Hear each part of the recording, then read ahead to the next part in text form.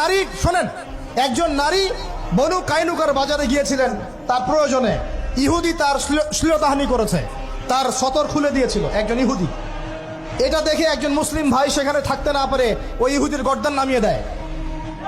এই ইস্যুকে কেন্দ্র করে ইহুদিরা মিলে ওই ভাইকে শহীদ করে। তখন ওই বাজারে ওই ভাই ছাড়া আর কেউ ছিল না, একজনই ভাই ছিল। এরপরে এই মামলা আসলো নবীর দরবারে সাল্লাল্লাহু আলাইহি ওয়াসাল্লাম। এটা মদিনার ঘটনা। নবী সাল্লাল্লাহু আলাইহি ওয়াসাল্লাম ওই সাহাবীকে তো দোষারোপ করেনই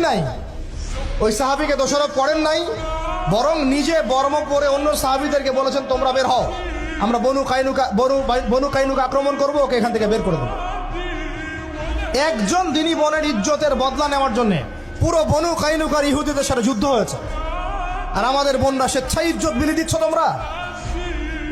তোমরা হচ্ছে মাটির তলে চলে যাও।